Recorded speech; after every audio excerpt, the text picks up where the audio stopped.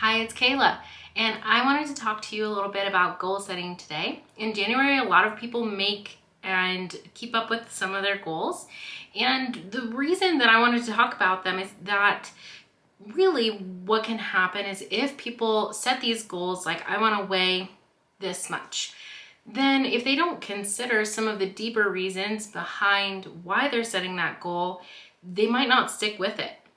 So really, one of the first things that I actually do with my clients is go through and ask them, what do they envision for 5 years down the road, 3 years down the road, next year, in 1 year, in 6 months? And that really can get the ball rolling on how they can set goals that are going to get them to where they want to be. In order to do that, I usually go through 3 steps with them, and I'll talk to you a little bit about each of these. The first one is to know your why. Why are you here? Why do you want to do what you want to do? I want to become a naturopathic doctor. I have learned throughout the years that I love helping people. I love it to sometimes a fault.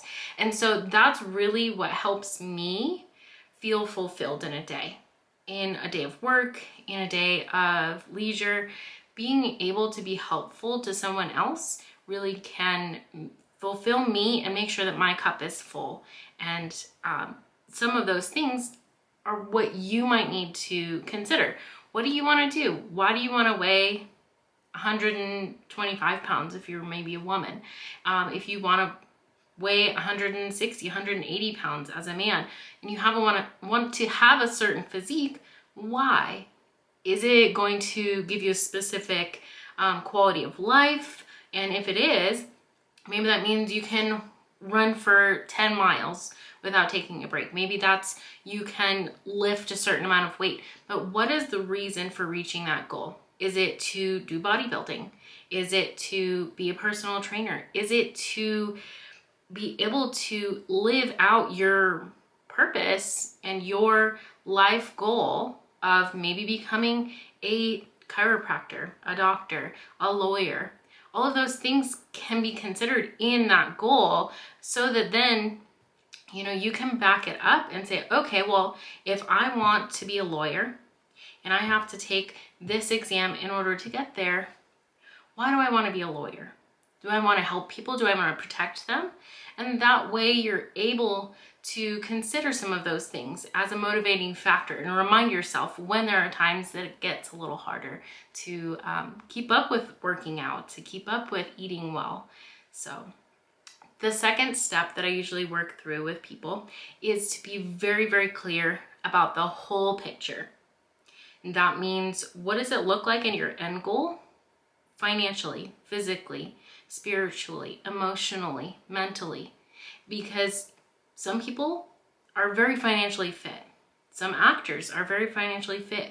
But is their health, is their mental health still within what they wanted when they reached that level of success? For some people, it's not. We've seen that. We see that in a lot of actors, especially young children actors, when they become an adult. Sometimes they have so much financial wealth that they can do whatever they want, and they don't care about maintaining their physical or mental health.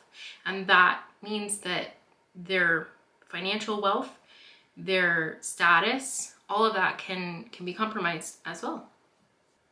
If you have a goal, for example, to make a certain amount of money per year, let's just say it's $100,000 to keep round numbers in our conversation. So if someone wants to make $100,000 a year annual salary, they can work back of all of the different types of jobs that they could have that could reach that goal for them. However, if you have $100,000 in your salary, how are you going to spend that? Keeping in mind what you want to have in savings, what your lifestyle is that you want to have. Does that correspond with $100,000 in salary?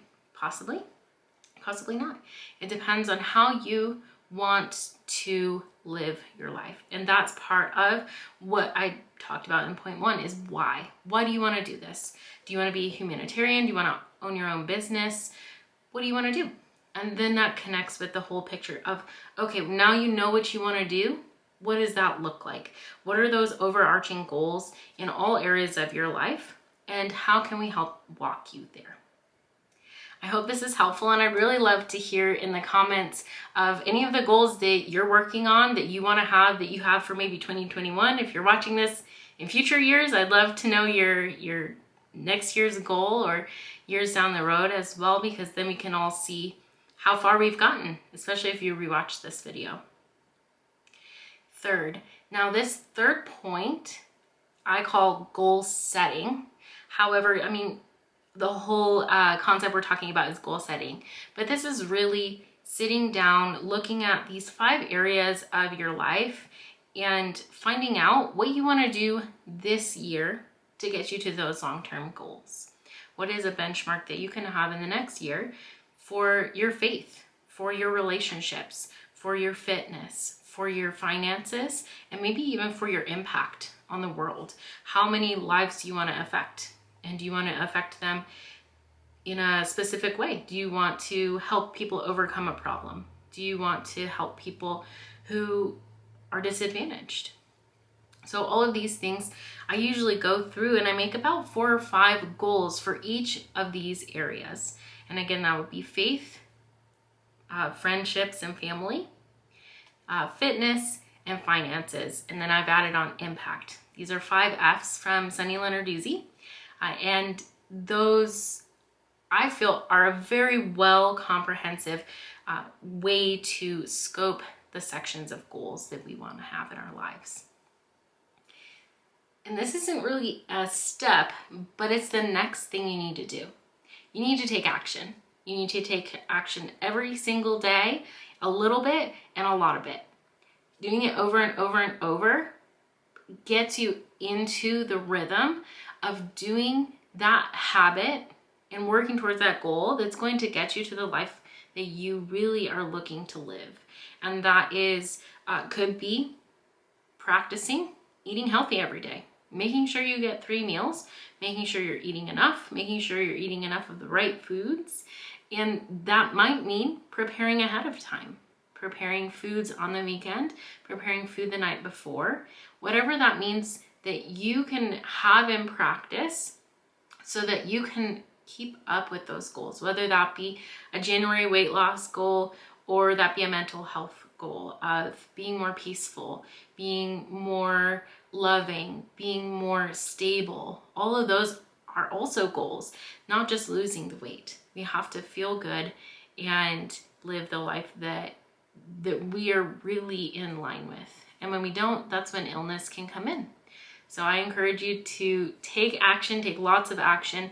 That's the one thing that I personally have seen that has been able to help me reach the goals that I want to reach. I'm becoming a naturopathic doctor, and as part of that, it has taken me a significant amount of time. I'll share that in another video, but part of that has taught me that consistent action over and over and over again, no matter how messy or imperfect it is, really can help us get where we want to.